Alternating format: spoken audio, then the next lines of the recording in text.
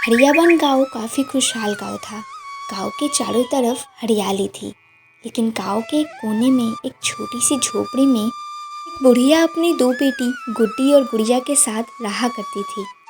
बुढ़िया सब्जियां बेचा करती थी और गुड्डी घर के कामों में गुड़िया की मदद किया करती थी।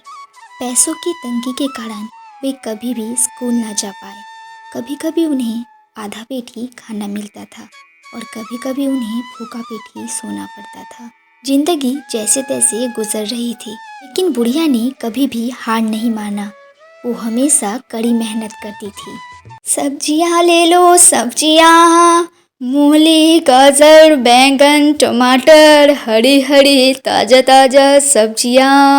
बरसात का मौसम आने वाला था। 2 दिन से बुढ़िया को काफ़ी बुखार था, जिसकी वजह से वो सब्जियां ना बेच पाई। घर में खाने के लिए कुछ भी ना बचा। आसमान में काले बादल छाने लगे, जोरों से बिजलियां गिरने लगी, जिसे देख बुढ़िया चिंता में पड़ गई। बुखार में वो बड़बड़ाने लगी, यह बरसात आज कहर ढाने वाला है।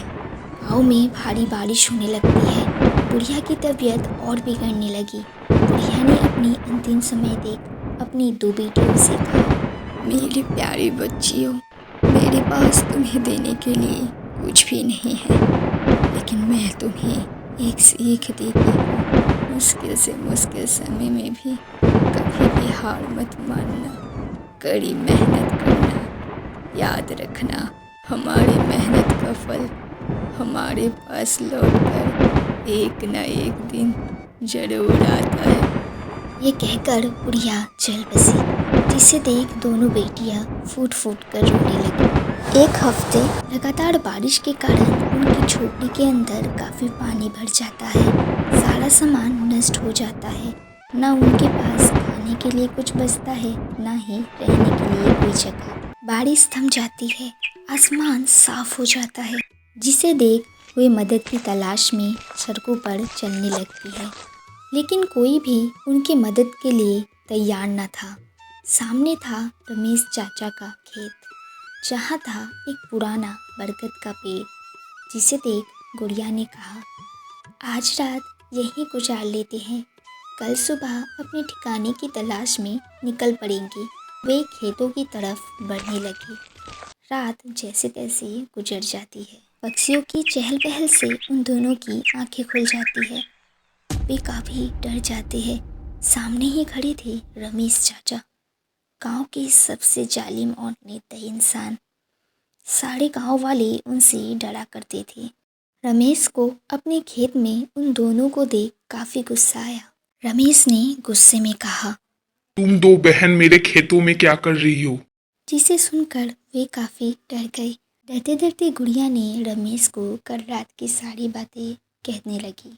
उनकी बातें सुनकर भी रमेश को उन पे दया नहीं आई। उन्हें सजा देने के लिए उसने मन ही मन एक तरकीब निकाली। इस बरगद के पेड़ के नीचे मेरे 100 रुपए थे, जो अब यहाँ नहीं हैं। हो ना हो तुम दो बहनों ने ही मेरे पैसे चोरी किए हैं। मुझे मेरे पैसे वापस लौटा दो। वे काफ़ी डर गए। उनके पास एक भी पैसा न था। इसे देखते हुए रमेश ने कहा, तुम्हें जंगल से लकड़ियाँ इकट्ठा कर मेरे पास लाना होगा, जब तक तुम मेरे पैसे ना लौटा सको। उनके पास कोई और रास्ता न था। वे जंगल की तरफ बढ़ने लगे।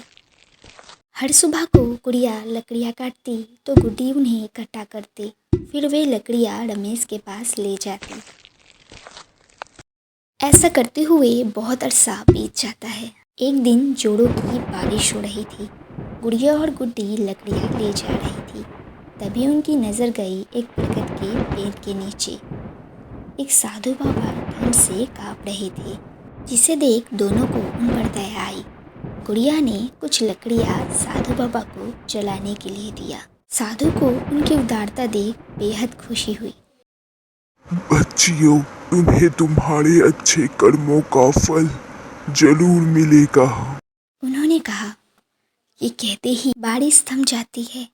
वे वहाँ से गायब हो जाते हैं। उनके गायब होते ही वहाँ पर सोने के सिक्कों से भरी एक कलश प्रकट हो जाती है, जिसे देख वे दोनों बहन काफ़ी खुश हो जाते हैं। तभी उन्हें उनकी बूढ़ी माँ की बात याद आती है। हमारी मेहनत का फल हमारे पास लौटकर एक न एक दिन ज़रूर आता है।